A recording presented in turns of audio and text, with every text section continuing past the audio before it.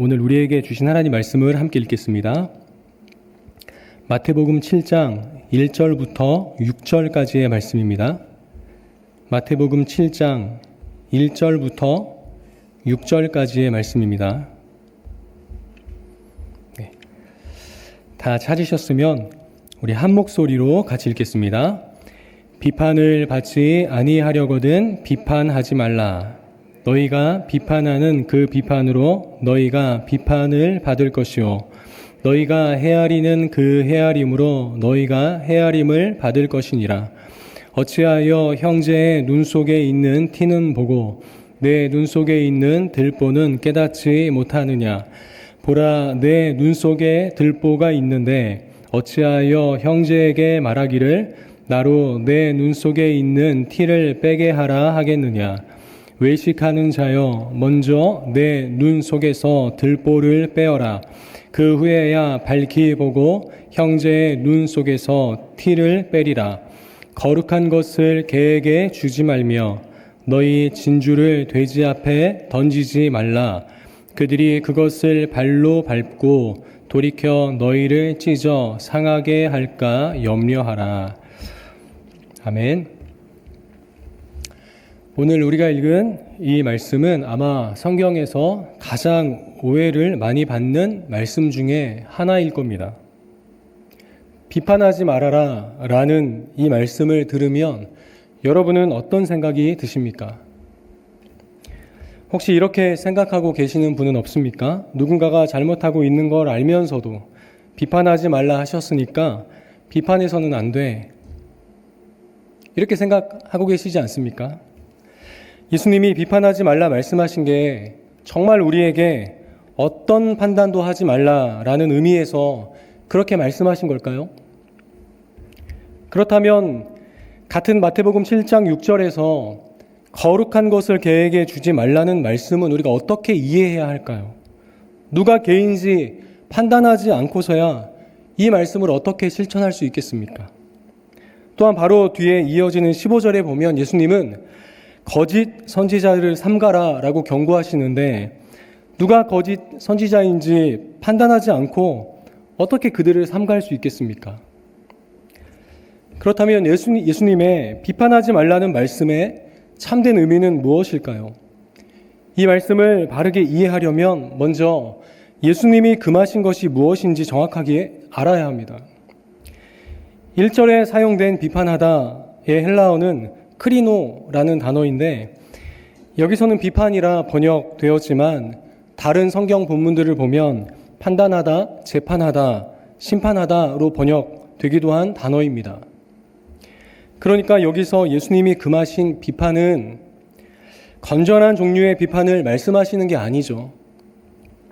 예수님이 금하신 비판은 모든 비판을 금지하라는 말씀이 아니라 내가 재판관이 되어서 누군가를 악하다 정죄해버리는 것, 모든 사실을 다 알지 못하면서 성급하게 단정지어버리는 판단을 조심하라는 것입니다.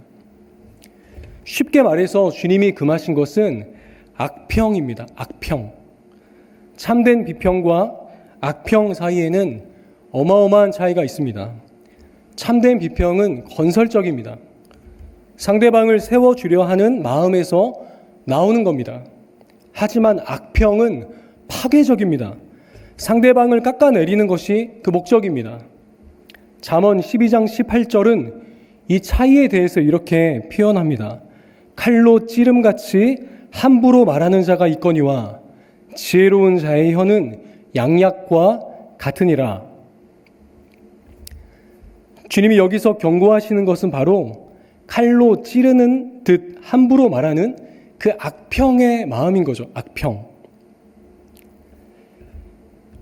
그렇다면 이렇게 악평을 일삼는 사람에게는 어떤 특징이 나타날까요? 이런 사람의 첫 번째 특징은 비평을 위한 비평을 즐긴다라는 것입니다. 그냥 비판하는 것 자체가 좋은 겁니다. 취미처럼요. 요즘으로 치면 인터넷 악플러들 같은 사람들이죠. 이들은 아무 이유 없이 그냥 남을 깎아내리는 것 자체에서 쾌감을 느낍니다.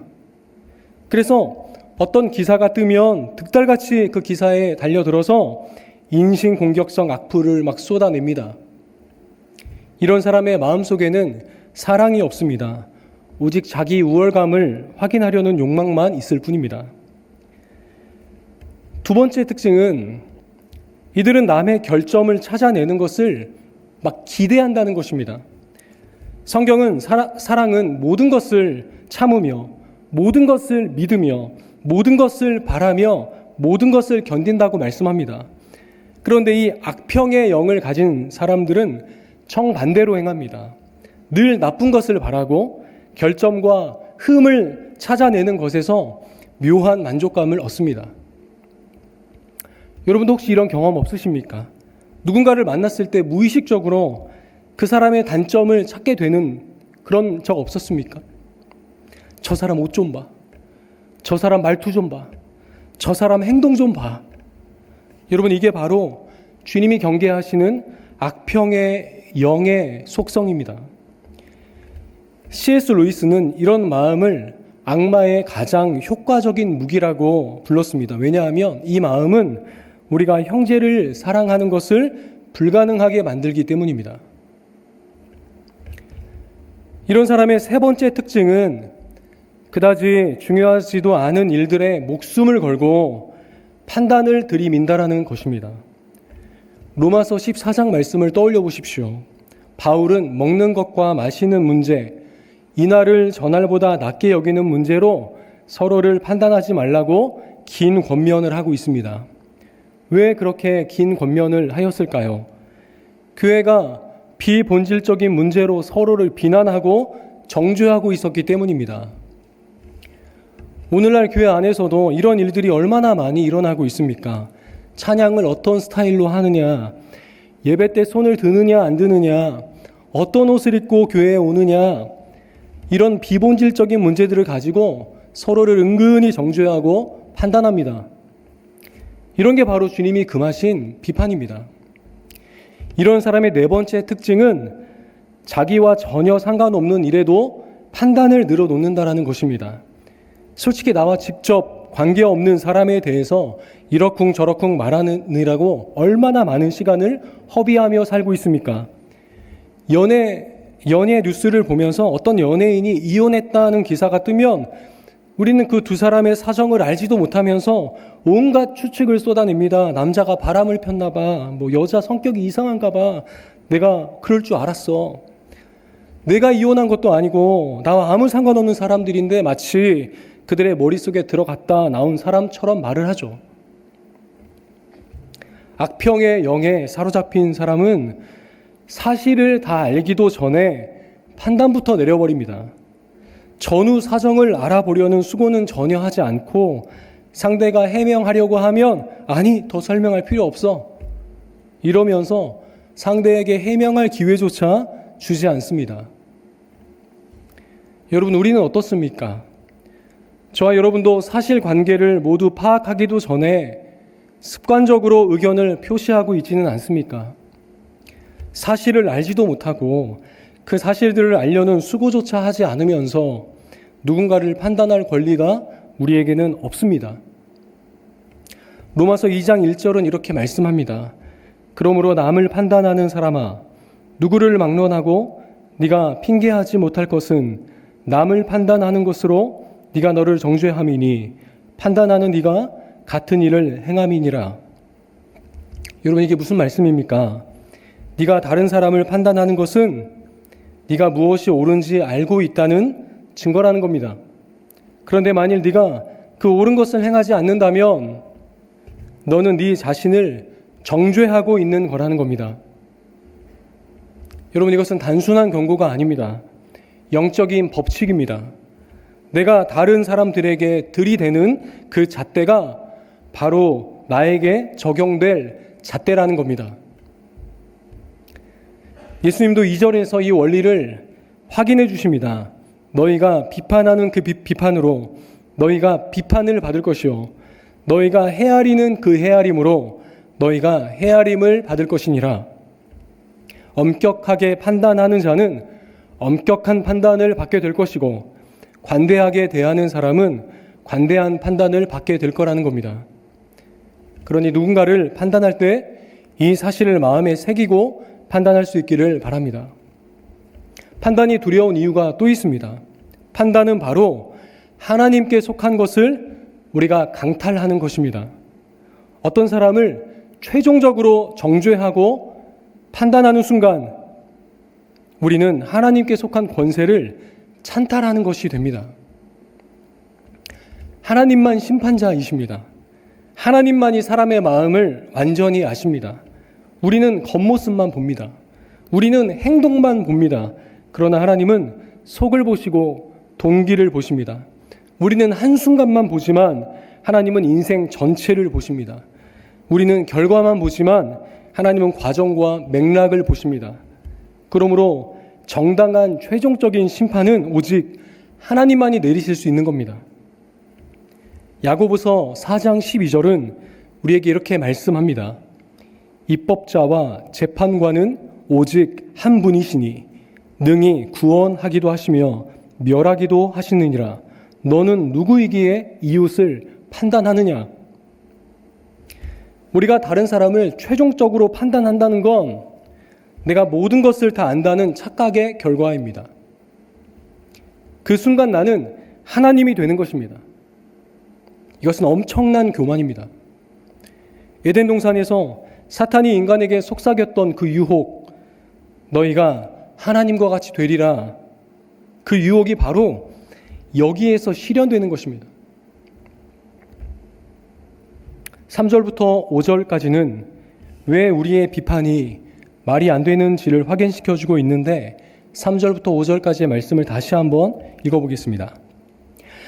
어찌하여 형제의 눈 속에 있는 티는 보고 내 눈 속에 있는 들보는 깨닫지 못하느냐? 보라, 내 눈 속에 들보가 있는데 어찌하여 형제에게 말하기를 나로 내 눈 속에 있는 티를 빼게 하라 하겠느냐? 외식하는 자여, 먼저 내 눈 속에서 들보를 빼어라. 그 후에야 밝히 보고 형제의 눈 속에서 티를 빼리라. 아멘. 여러분, 티는 아주 작은 먼지입니다. 들보는 집을 지을 때 쓰는 커다란 나무를 말합니다. 예수님은 여기서 의도적으로 굉장한 과장법을 사용하고 계십니다. 여러분, 눈에 들보가 들어간다는 것이 물리적으로 가능한 일입니까? 이게 불가능하죠. 그럼에도 예수님께서 이런 터무니없는 비유를 사용하시는 이유는 바로 우리가 남을 판단할 때 저지르는 어처구니 없는 그 실수를 생생하게 보여주시기 위해서입니다. 주님은 누군가를 비판하려면 먼저 무엇을 인식하라고 말씀하십니까? 내 눈에 들보가 들어있다는 것을 인식하고 그것을 먼저 빼내라고 말씀하십니다. 자기 눈에 들보가 들어가 있는데 어떻게 상대방의 눈에 먼지를 빼줄 수 있겠느냐는 것입니다. 사랑하는 여러분, 만일 내가 다른 사람의 민감한 눈에 있는 미세한 먼지를 빼주기를 원한다면 먼저 내 눈이 밝은지 확인해야 합니다. 내 눈이 들보로 내 눈이 멀어 있는 한 다른 사람에게 우리는 도움을 줄 수 없습니다. 그렇다면 여기서 말하는 들보란 무엇을 말하는 걸까요? 1차적으로는 자기 자신의 죄와 허물을 뜻한다 할 수 있습니다. 그러나 한 가지 의미가 더 있다고 생각합니다. 그것은 바로 외식하는 마음입니다. 외식하는 마음. 위선적인 마음입니다. 그것을 드러내지 않고서는 우리는 다른 사람의 눈에 티를 빼줄 수 없습니다. 솔직히 우리는 다른 사람을 돕는 일에 그다지 관심이 없습니다. 특별히 마음에 들지 않는 사람을 돕는 일에는 더더욱 그렇습니다. 그런데 우리는 누군가를 비판할 때 그에게 큰 관심을 갖고 있는 척합니다. 다 너를 위해서 하는 말이야. 널 위해서 이러는 거야.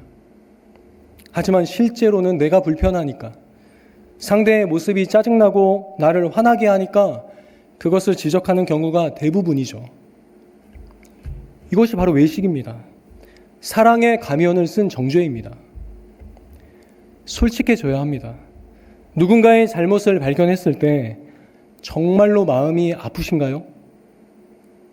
아니면 역시 내 생각이 맞았어, 라는 생각과 함께 그를 혼내주고 싶은 마음이 앞서시나요?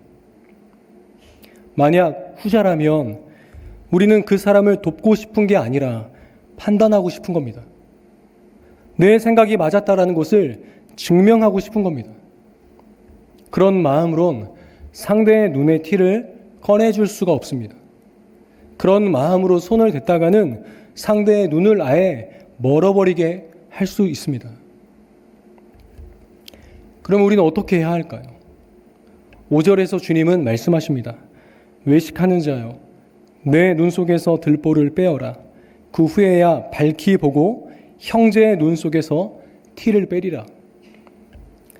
주님은 다른 사람의 결점을 절대 지적하지 말라고 말씀하시지 않습니다. 먼저 너 자신부터 점검하라고 말씀하십니다.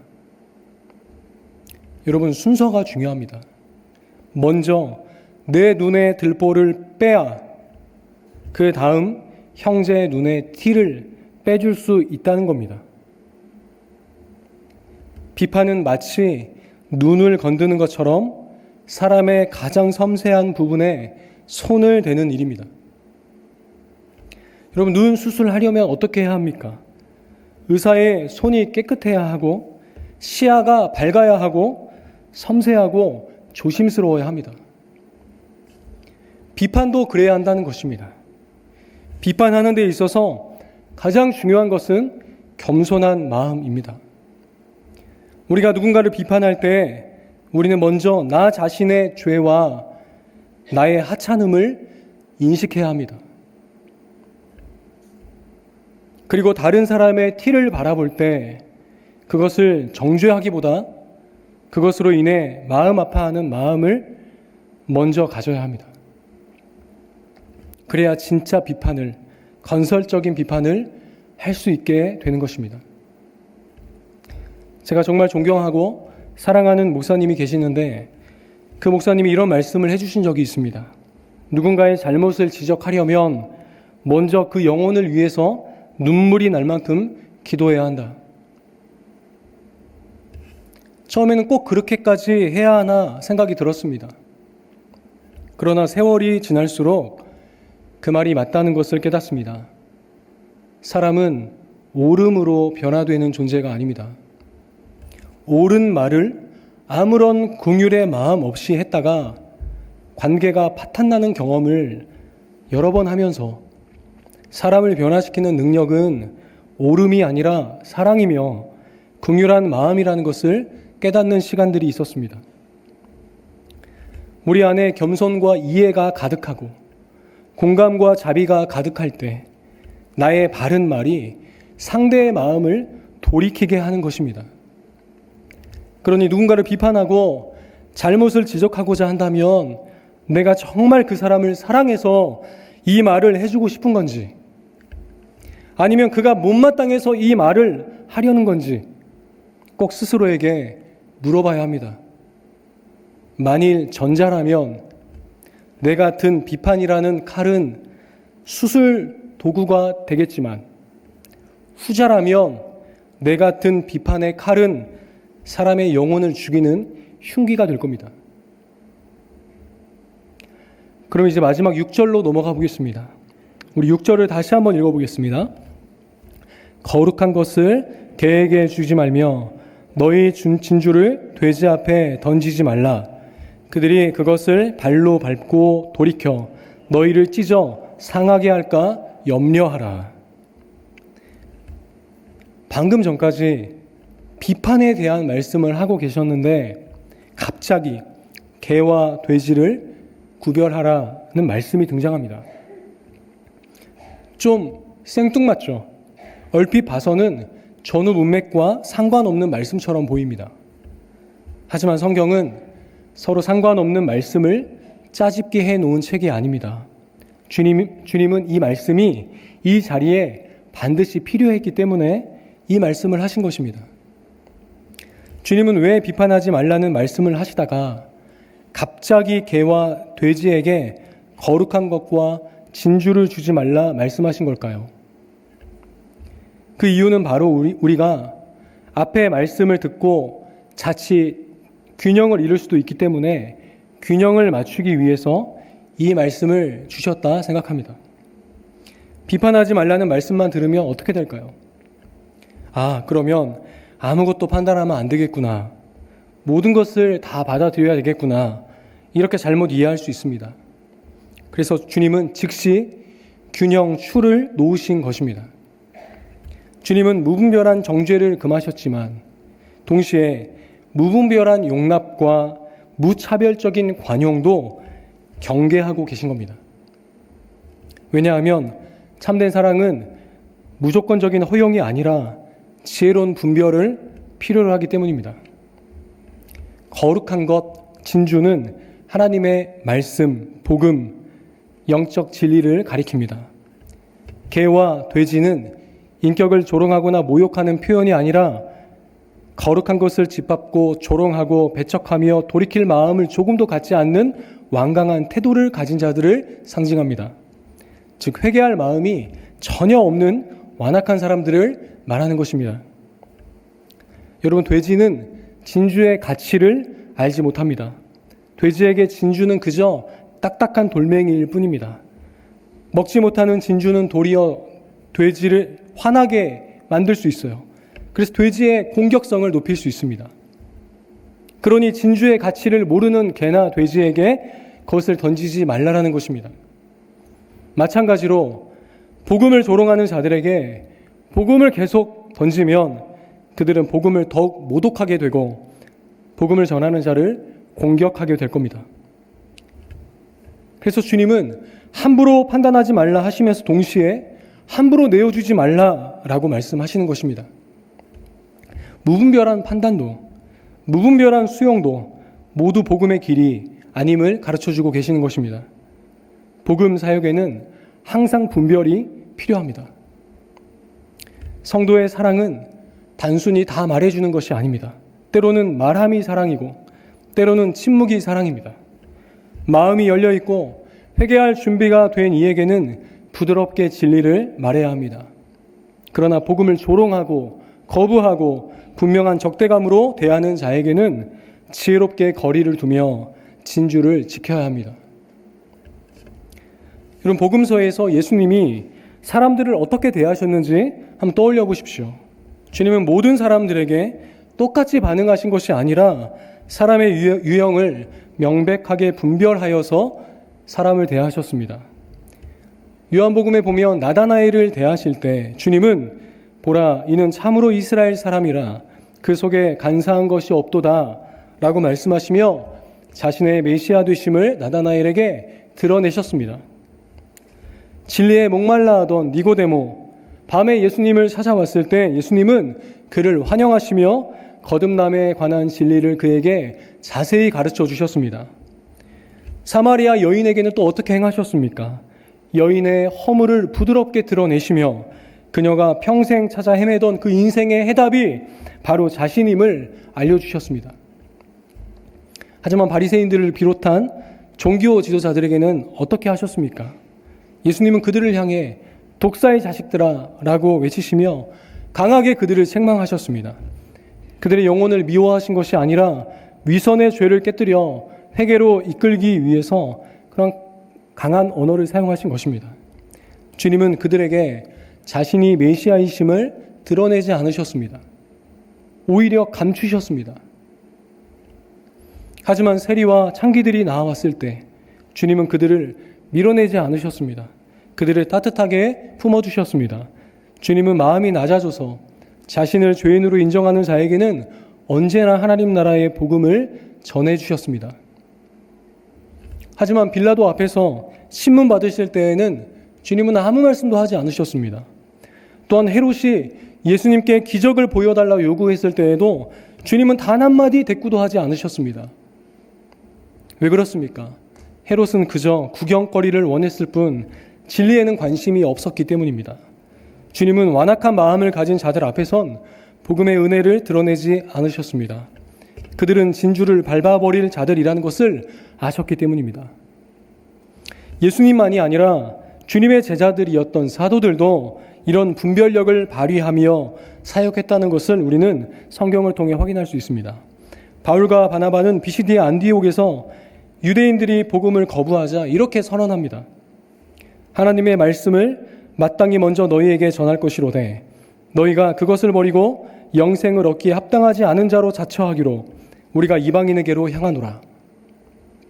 바울과 바나바는 복음을 거부하는 자들을 붙잡고 씨름하지 않고 돌이켜 복음을 받아들일 준비가 된 자들에게로 나아갑니다. 또 요한이서 1장 10절을 보면 사랑의 사도라 불렸던 요한이 이렇게 말하는 것을 볼 수 있습니다. 누구든지 이 교훈을 가지지 않고 너희에게 나아가거든 그를 집에 들이지도 말고 인사도 하지 말라. 사도 요한은 성도들에게 편지하면서 이단에 속한 자는 집에 들이지도 말고 인사도 하지 말라고 명령합니다. 이것만 보면 이 사람이 사랑의 사도가 맞나? 생각이 들죠. 너무 냉정해 보이죠. 요한 1서에서도 요한은 거짓 스승들과 적그리스도를 분별하여 그들을 거부하라고 말씀합니다. 이런 벨직 신앙고백서라는 신앙고백서가 있는데 그 벨직 신앙고백서 29조를 보면 참된 교회의 표지에 대하여 이렇게 진술합니다. 참된 교회는 순수한 말씀이 선포되고 올바른 성례의 집행이 이루어지며 권징이 시행되는 교회다. 여러분, 참된 교회의 표지 중에 하나가 무엇입니까? 권징입니다. 권징. 권징이 무엇입니까? 교회가 죄를 범한 사람에 대하여 책망하고 필요하면 출교까지 하는 것이 권징입니다. 개혁주의 전통에 따르면 이것이 없는 교회는 교회가 아닙니다. 그런데 오늘날 교회는 어떻습니까? 권징이 무엇인지 모르는 지경이 되어버렸습니다. 왜 그렇습니까? 비판하지 말라는 말씀을 잘못 적용하고 있기 때문입니다. 모든 것을 다 용납하고 품어야 한다는 감성적인 관념 때문입니다. 사랑하니까 다 용납해야지라는 생각은 잘못된 생각입니다. 히브리서 12장 6절은 이렇게 말씀합니다. 주께서 그 사랑하시는 자를 징계하시고 그가 받으시는 이들마다 채찍질하심이라. 여러분, 하나님도 사랑하시기에 징계하십니다. 채찍질하십니다. 우리도 사랑하기 때문에 때로는 비판해야 합니다. 무분별하고 자비가 없는 비판이 잘못된 것이지 비판 자체는 잘못된 것이 아닙니다. 만약 우리가 전혀 비판할 수 없다면 어떻게 이단을 판정하고 거짓 선지자들을 삼갈 수 있겠습니까? 예수님은 모든 사람을 사랑하셨지만 모든 영적 주장과 모든 종교적 가르침을 인정하지는 않으셨습니다. 하나님 나라는 무비판적인 포용이 아니라 진리 안에서의 사랑으로 세워진다라는 사실을 잊지 않는 우리가 되기를 소망합니다. 오늘날 사랑이라는 이름으로 절대 타협할 수 없는 진리를 희석시키려는 시도들이 일어나고 있다는 것을 우리는 직시해야 합니다. 특히 종교화합이라는 이름 아래, 명목 아래 모든 종교는 길이 다를 뿐 모두 하나님께 이른다. 이런 다원주의 사상을 인정하는 교회와 교인들이 늘어나고 있다는 것은 정말 안타까운 현실입니다.